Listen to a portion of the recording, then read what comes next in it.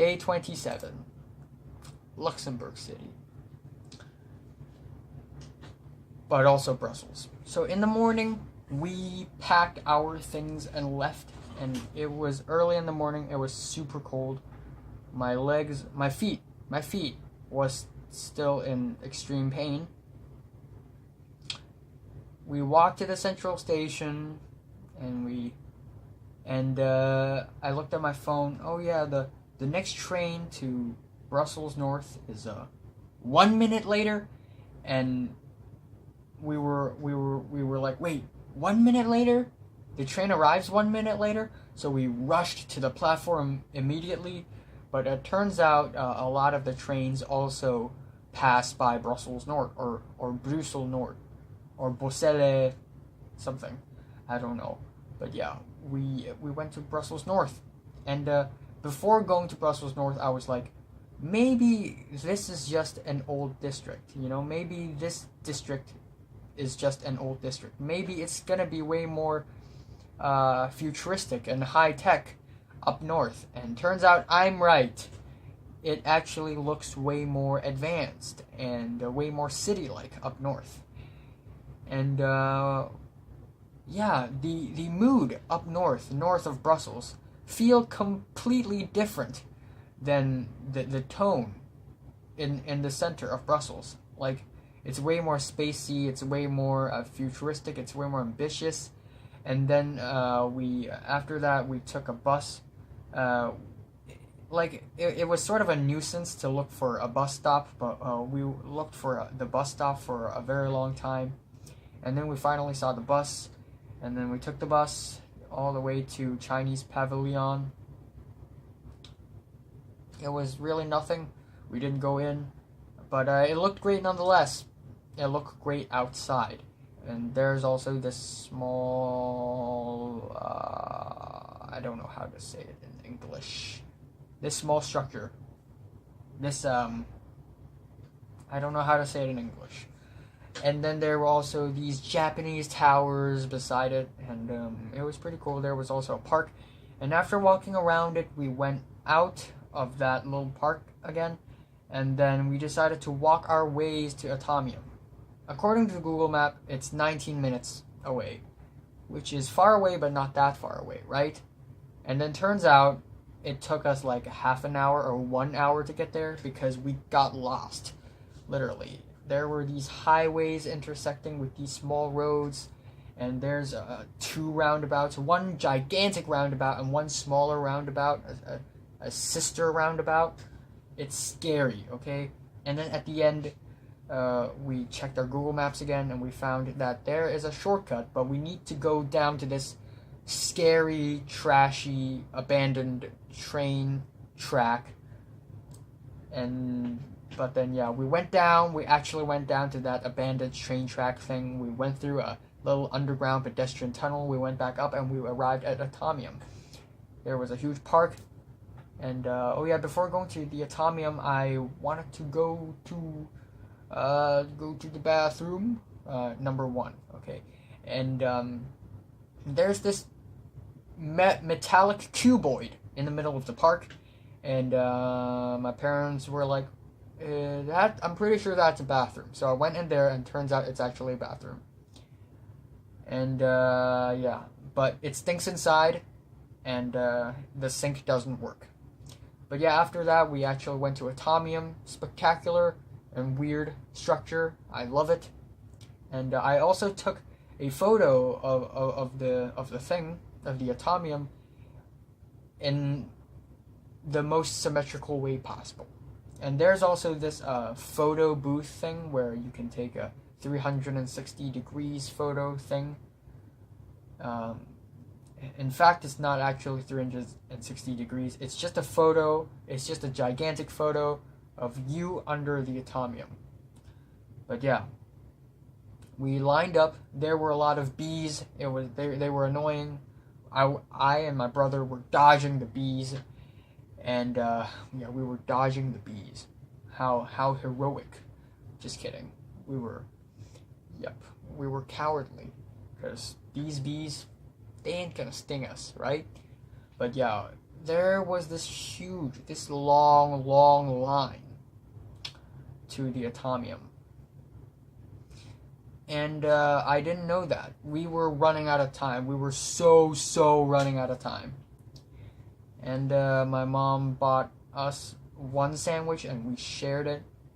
And we just lined up and waited. It was already 2 p.m. or something. And my mom bought tickets for me and my younger brother to go in because it's really expensive. It's like €8 per person, per child. So we actually lined up and we went inside the Atomium. And there was a very long line going to the elevator because everyone wants to go to the top of the Atomium to look at the view of the entire Brussels. I didn't, because I figured if we lined up it would take an hour or something. But yeah, so instead we went to the escalator beside the line and we went to the small rooms, the spheres. And the exhibitions, they weren't really that special or anything. But the escalators were really special. Like, they were tubes, alright? And they were really steep tubes. There was an escalator, and every escalator is really long. There's this escalator, and there were these clouds beside. And then there was another escalator, which is my favorite escalator out of all the escalators in that structure. And it's it's going down, okay? And it's completely dark, except there were these light tubes around us, and it's just this crazy colorful light show of rings of red and yellow zooming in and out, and it's like going through a futuristic wormhole. It's insane.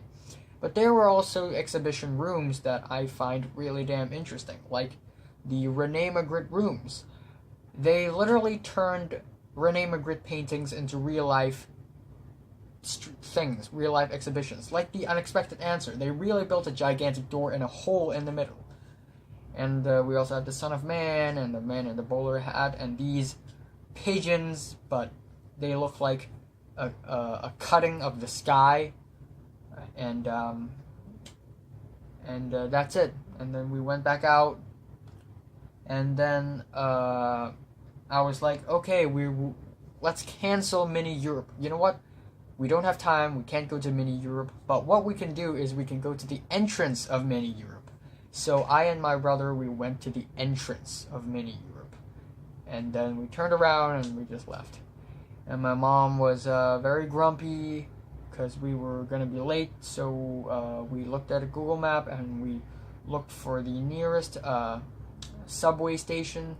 We bought our subway cards. There are these really weird tickets machines that we can buy tickets outside the subway station. There's this knob, you can twist it, and it's like a mouse. So yeah, we bought these tickets and we went to the subway and we took a train. And originally we wanted to go back to Brussels North, and from Brussels North we will go down to Liège and then to Luxembourg City directly. And then suddenly, for some reason, there's a change of plan. Like our Google map glitched out or something, and now we were supposed to go down to Brussels Midi instead of Brussels North. So we took the subway all the way down to Brussels Zuid or Bruxelles Midi, and which is the south. So I've been to all three of the stations in Brussels now. So yeah, which is the south station, and we had our last meal in Belgium in that station. And originally I wanted to have this one last Belgium meal, and then because of these time constraints, I completely gave up, and I just had this pie. There's this cafe. What's the name of the cafe? Sam's Cafe in Bruxelles Midi. And I had this pie, this tomato mozzarella pie. It's not terrible, but I completely give up. I had this banana orange mango smoothie. My brother had this box of macaroni, and I completely phoned it in. Like, I'm not interested at all. But yeah, still my brother was really optimistic. Wow, what a great lunch, what a great meal. But I was like, this is the last meal of Belgium, and it's not even, But whatever.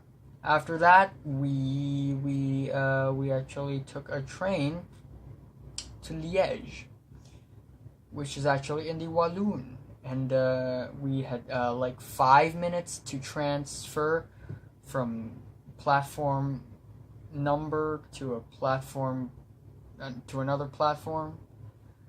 And the Liège Central Station looks fantastic. It's all futuristic. It's white. It's these white stripes and all that. So Liège looks fantastic from what I've seen. And then we took another train to Luxembourg. And this train feels way more exotic because, I don't know, because of these cheap red curtains, these old-styled, dirty windows, and it feels hot. There are no air conditioning, and the seats are sort of wooden. So the train was like old, a little old. But yeah, we went all the way from Liège to Stade Luxembourg or Villa La Luxembourg. Something, I don't know, Luxembourg. So yeah, we arrived at Luxembourg Central, and it doesn't look like anything that I had expected. But yeah, whatever. And I don't know, we were all in a bad mood or something, but yeah. We after that we went to our Airbnb in ASAP, and we met our host, not our host, but the Airbnb owner. Turns out he's Chinese also, but he's from Beijing. But if a person is from Beijing, it's actually pretty easy to tell. They speak Mandarin Chinese, but they speak it in such a cursive way, So yeah, dudes from Beijing. We went to the Airbnb, and it's not bad. I guess it's not bad. Yeah, it's in the top floor, and there were a lot of insects, but we didn't care, and my feet was in a lot of pain again. And then after that, we decided to go out for a dinner again, where once again we break our record for the most expensive meal. But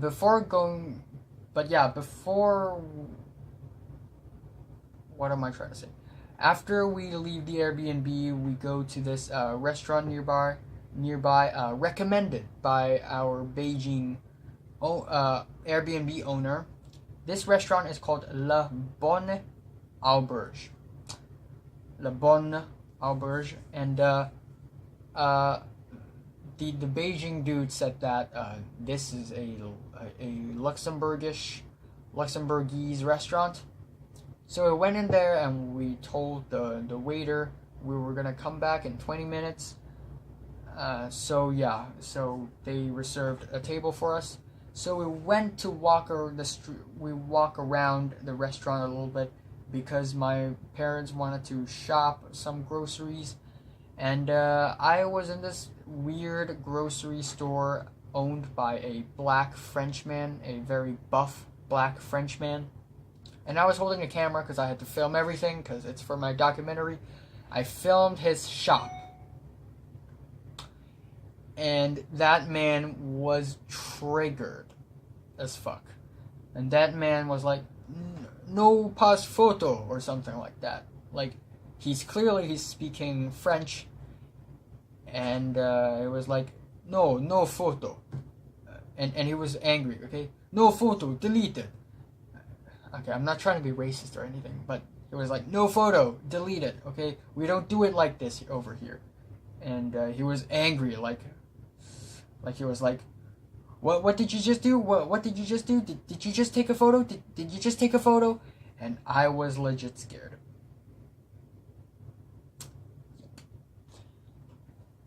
But after that, I calmed down. I went from afraid and angry to nothing because we were in this restaurant.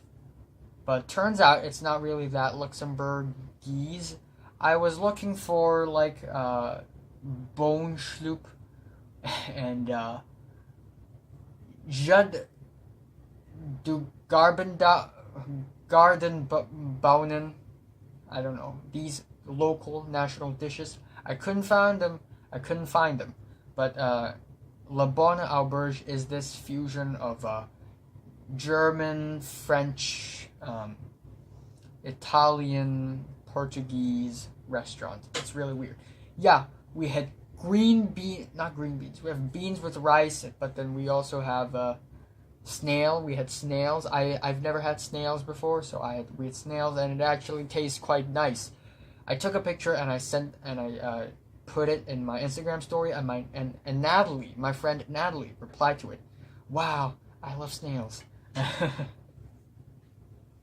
and we also had it's like there's a dish, but it's actually a plate where waiters come out with a bunch of meat on a stick and a knife, and they get to cut it down like it's kebab,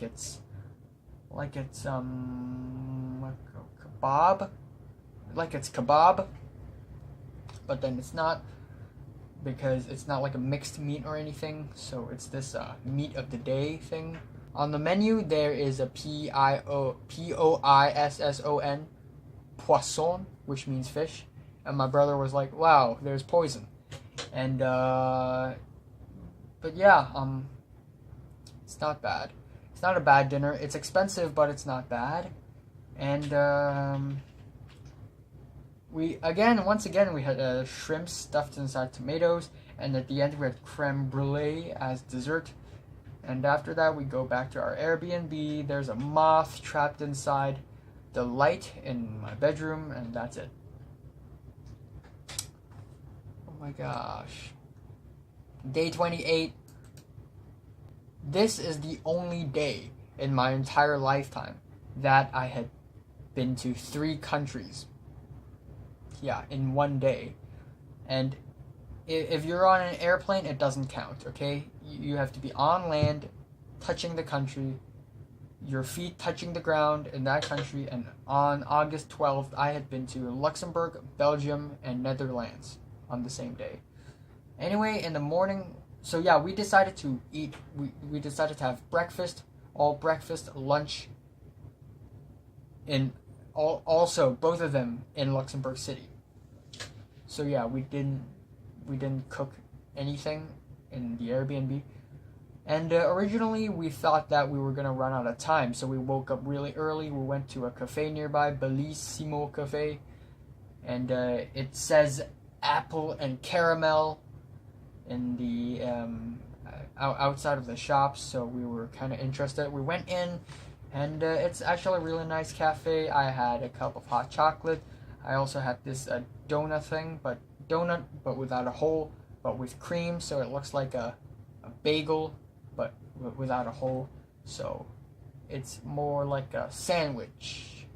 And we also have a cake, this Napoleon cake, but then it's not as heavy duty as an official Napoleon cake, if you know what I mean. It's like this apple cake thing, pastry. But yeah, it was really nice. And then we took a bus nearby, and we were carrying all our bags and stuff because we were never going to return to that Airbnb again. So we took a bus to Adolph Bridge, and we crossed the bridge. And yeah, it's not a bad bridge. It's really nice. We get to look down, and I'm not afraid of heights. Piece of trivia. And after that, we continued walking, and we turned right, and there's a monument, a really tall monument. It's called a Monument Souvenir or something, And then we continued walking. We crossed the road and we saw the Notre Dame.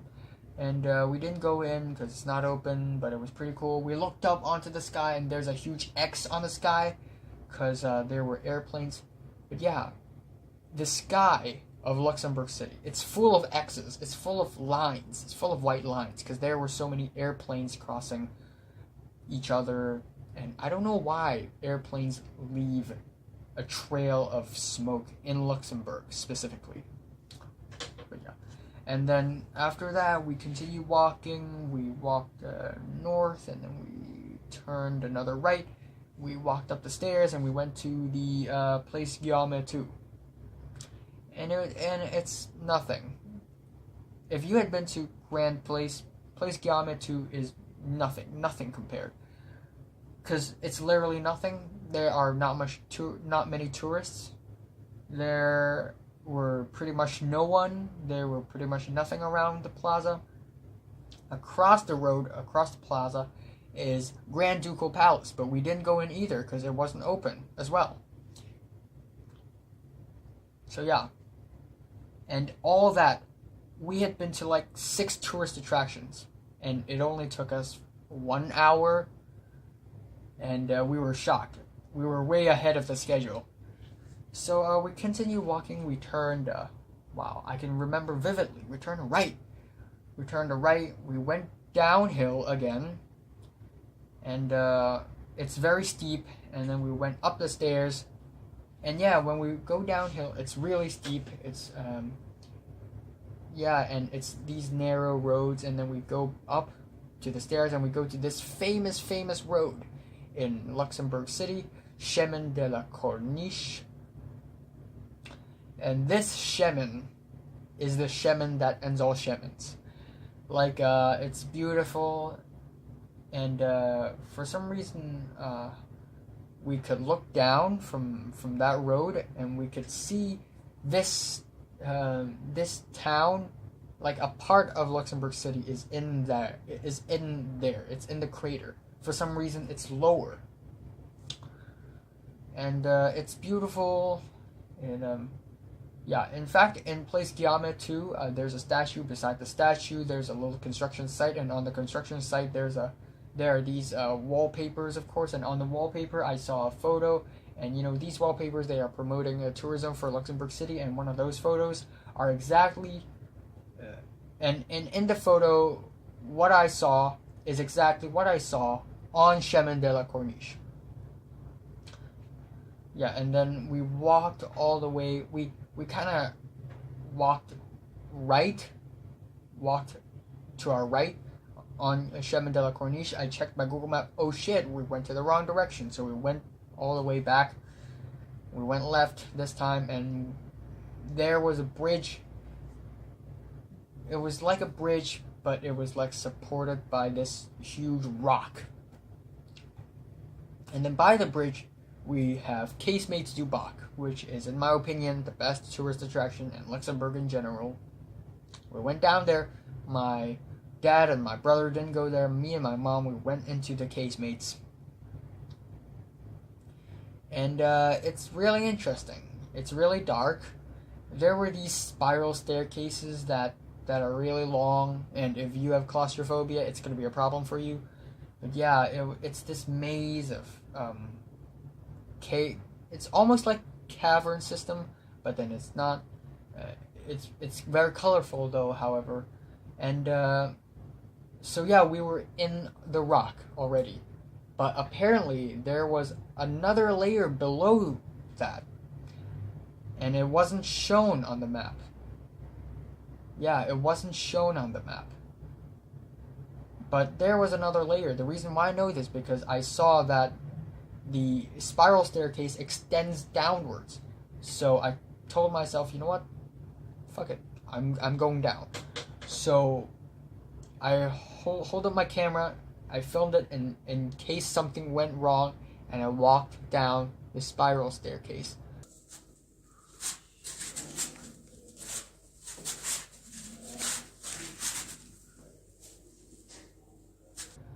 And it's the stairs, they became much more malformed. The steps, they became much more malformed, much more strange and steep and small, and the pathway became more darker and more scarier and more ambiguous and more ominous and scary and narrow, and I fought against it with my fear so much. I kept on going downwards until a point where I told myself, you know what, fine, I'll go back up. So I just walked back up. If you know what's underneath, tell me. Feel free, comment it down below. But damn, I'm actually impressed that I made it that far on that spiral staircase. But yeah, we continue in the casemates. I wanted to take in another photo for my Instagram account, and it was dark in there, so it was hard to take a photo. So I told my mom to help me take a photo, and we took like 20 of them because every one of them failed until at the end. My mom took one that was nice, and then we exited the thing. There were these and then the exit of Casemates Du Bock is also really nice.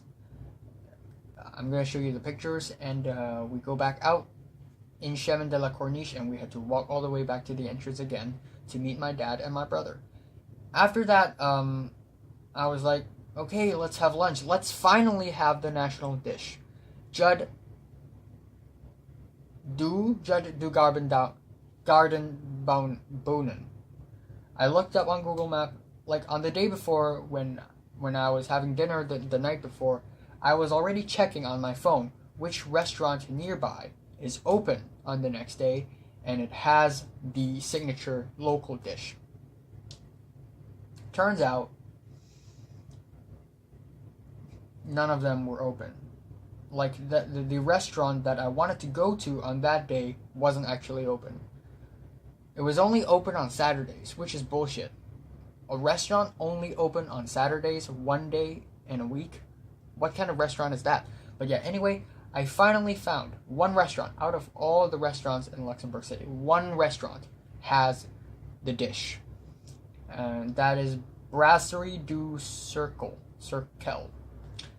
And it was outside of a plaza that's actually even more touristy and more, more exciting than Place Guillame II.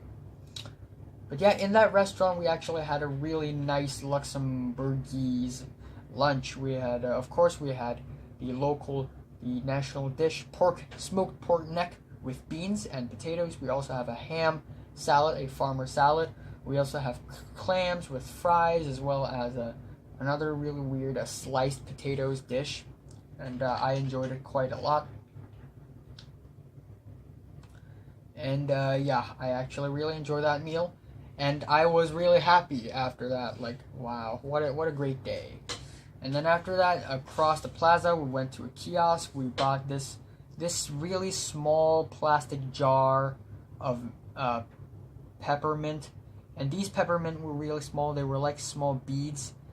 They were like they had the texture of a caviar. So it sort of has a skin, but if you bite it, it pops. And these peppermints are the spiciest and the most bitter peppermint I've ever tasted. It's terrifying.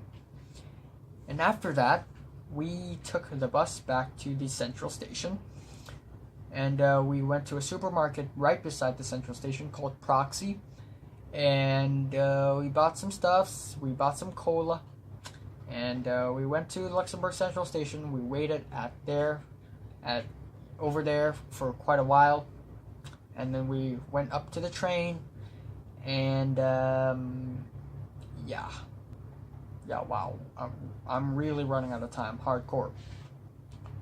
So yeah, we took a very long train from Luxembourg City to Liège, and then we transferred from Liège to Maastricht, Netherlands, and then from Maastricht to Amsterdam Central. Oh yeah, and on the way from Maastricht to Amsterdam, there was this woman across my seat So we were in the silence zone, all right? And there's this woman across me who was listening to some music, and it was loud as fuck. Like, yeah, it's not like it's unplugged. It's still plugged to her phone, but it's still really loud. I could actually hear the music from across her seat. It was awkward. And then after that, we finally arrived at Amsterdam, and the sun was already set. We were tired. My mom's daughter's friend picked us up at Lelystad Central, and we went back to Joel. And at that night, we had soup, rice, and dumplings, Chinese food. And I was like, okay, fine, Chinese food for one night, fine. And on the next day, we had Chinese food again. Dude, we're traveling to Europe so that we could try the European food. I don't want to have Chinese food, okay? Anyway, August 13, day 29. The last day in Europe and the last day in Netherlands. Not the last day in Europe, but the last day in Amsterdam, definitely. So yeah, anyway, let's continue to talk about the third last day of our trip, Amsterdam. So it's the last day, and I really, really wanted to do something meaningful on the last day, something impactful, something memorable. But it kind of failed. You know, last day, we had the last day in Amsterdam, which is not that great of a city. It's a little overrated. Plus, there weren't any places left for us to go. We were gonna go to Anne Frank House, or Anne Frank Huis, but the tickets were all sold out, so we couldn't go there. So it was raining a little bit, just a little bit, and me, my brother, and my mom's friend's son brought us to the iFilm museum across the harbor. And it's not a bad museum. First of all, it looks great outside. And when I go in, I saw like Alejandro Gonzalez Iñárritu's name, and I'm like, yeah, this museum is probably going to be great. But yeah, we went to the thematic exhibition. And my brother was only 10 years old. And before we went into the exhibition, there's a woman saying, how old are you? Do you have permission? And then my mom's daughter's son pop out, and he's like, I give them permission. So yeah, to me it's fine. It's 16 plus. The exhibition were 16 plus, and to me it's fine. There were a few very brief nudity scenes. There were a lot of violent kissing, people killing people. Yeah, but to me it's fine, but not to my brother, of course. So I told my brother to look away and stuff. But the museum actually looks pretty interesting inside, although the room was kind of small. There was like a weird barrel thing, and you can look inside it, and there's a girl's body with a book, with pages flickering, and in the book it's the girl's head. And there were also all these screens showcasing this dude's short films. This dude's name is Alex van Warmerdam, and yeah, there's a short film called The Dress, and there were a lot of people lining up for an exhibition inside the exhibition room, and it's basically this hallway thing. And while lining up, I saw that short film like 3 times, and it's about 2 women wearing the same kind of dress, and they were both sexually assaulted and captured by this man. And it was really freaky. It's like this Dutch David Lynch, but it's not as weird. And then we actually go into the room inside of the room. This hallway thing. At first, it's this empty hallway, and then it's someone's house. And it was weird. There were a lot of chairs, and there was a bed, and under them are photos of people. It was weird. And then I went back out, and it was sort of this abstract, conceptual, cinematic art thing. I think it's okay, but it's not that great of a museum. And my brother hated this museum. So, because of the sexual images and all that. So we went back out, we took the boat across the harbor again, and we went back. Oh, by the way, the boat is completely free, so that's pretty awesome. And people could bring cars onto the boat too. That's pretty crazy.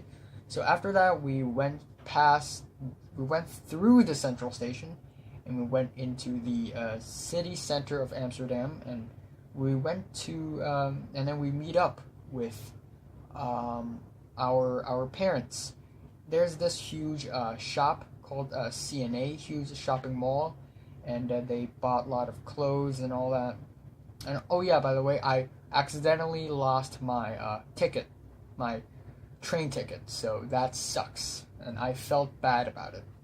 But yeah, we went to this CNA place, and after that we went back out. We were trying to look for a nice place to have lunch, and I was like, dude, it's the very last meal we're gonna have. Besides of, their own house, of course. This is the last meal we're gonna have in Europe, in the outside world. So originally we wanted to go to Burger King, because there were actually no restaurants in that area, and I was really disappointed, but then, whatever. And then, before we wanted to go to Burger King, but then everyone changed their minds, and we go to this food court called HEMA, H-E-M-A. And I had some sandwich, I drank a little soup, and I had lasagna, and that's it. And I had an orange soda, and then that's it. It's a pretty plain, pretty average, underwhelming last lunch. But in order to make up for my disappointment, I told myself, you know what, I'm gonna go out. I'm gonna go out and explore Amsterdam. So I and my dad, we went out of the building while my mom and my mom's friend continued to shop around. So we went out of the building to look around. And on the first day of Amsterdam, we went from the west side of Amsterdam to the east. Now we go from the north to the south. So we actually made a cross. And in the middle of the cross, the point where we cross paths is the Dam Square. So yeah, we actually walked south, and we arrived at the Dam Square, and there were so many pigeons, like black pigeons, and they were all swirling around. They were all exploding in the sky. It's insane. And there was a street performer who break dances, and he's from Poland. And I watched it a little bit, and once again, these protests had to show up for some reason. These Falun protesters. Last time I saw them in Berlin, and now they're here. What the fuck? And then after that, we continued to walk downwards a little bit, and we passed by the Madame Tussauds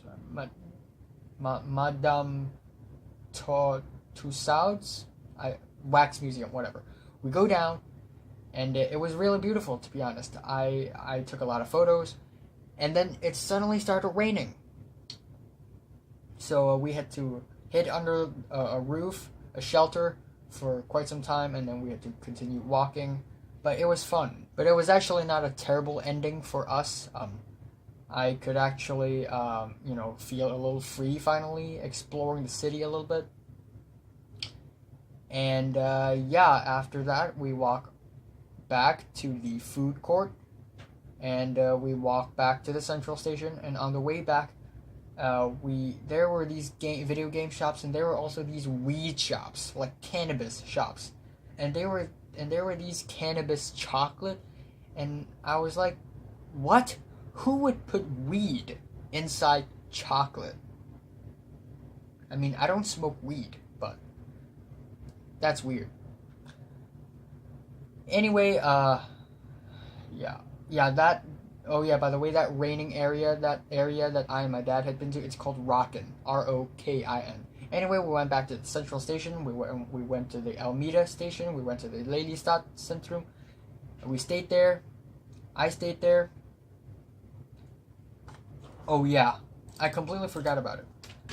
And then, after that, outside of the Lelystad Central Station, I followed my brother and my mom's friend's son to the car park to get the car, and then we go to Albert Heijn. And then we go back home to, drop off everyone. And then I stayed with my dad and my mom's friend's husband to go to Albert Heijn. And we shopped around. It was pretty cool. And after that, we went back to my mom's friend's house, where we had a Chinese meal again, which is incredibly disappointing. I mean, I'm not saying that the meal is bad, but I'm just saying, dude, it's the last day, the last supper, the last dinner in our Europe trip, in our entire Europe trip. Why does it have to be Chinese? So yeah, that's kind of disappointing. We had hot pot, which is basically a pot. It's hot because there was water in there. It's boiling hot water, and then we put beef inside and all that, and we take them out, we dip it in soya sauce and stuff, whatever. Chinese food, really? But yeah, it feels good to be at home, And then we move on to August 14th, day 30. It's been 30 days. In the morning, we packed, we left, we said goodbye to the dog, and we went back to Schiphol Airport. Alright? We went to Schiphol Airport, and it was really early in the morning. We were so tired, and we had to line up to, do the tax thing. And my mom's friend's husband bought me and my brother some Burger King burger as breakfast. A cheeseburger, right. And it's just one cheeseburger, that's it. Nothing else. And we just quickly ate it and forgot about it. And then after that, we went through the very... there's people outside. We went through the very tedious security process of Amsterdam Airport, Schiphol Airport. And after that, we boarded the plane. Yep. And goodbye to Europe, I guess. I guess I feel happy, both sad that it's ended, but also happy because I get to go home finally. At night, oh yeah, by the way, I watched the Zodiac, David Fincher. Oh, no, I watched Isle of Dogs by Wes Anderson before I watched Zodiac. But yeah, anyway, after I was on the plane, and then we arrived in New Delhi, India, because we were on Jet Airways, and we arrived at Indira Gandhi Airport of New Delhi. And it's the airport is not as beautiful as the one in Mumbai, but whatever. And then we transferred to another plane, and we went all the way back to Hong Kong Airport. Back to the endless cycle of fear, of stress, of panic, of anger, of hatred, of losing sleep and homework. Well, the only thing that I miss about Hong Kong is really just my bedroom. But yeah, finally we arrived at Hong Kong, and when we went out of the airport, we breathed the Hong Kong air again, and oh my gosh, I was about to suffocate for a second, because Hong Kong's air is just so warm and so humid and so dense and so thick and dirty. But yeah, after that we took an Uber back home, and in European time it's like 6 a.m. and in Hong Kong time it's like 12 noon. So I dozed off for 6 hours in my bedroom after I settled down in my house. My bedroom's right there. Outside, I don't sleep in this room. Outside, and then a left turn, and boom, my bedroom. I just sleep on there, and when I wake up, I had dinner, and apparently that's the end of the entire trip to Europe. I'll also be making a 6 hour long or 5 hour long documentary for this, which I will not be able to show you because of the copyrights. The songs that I'm gonna use, but yeah, that's it.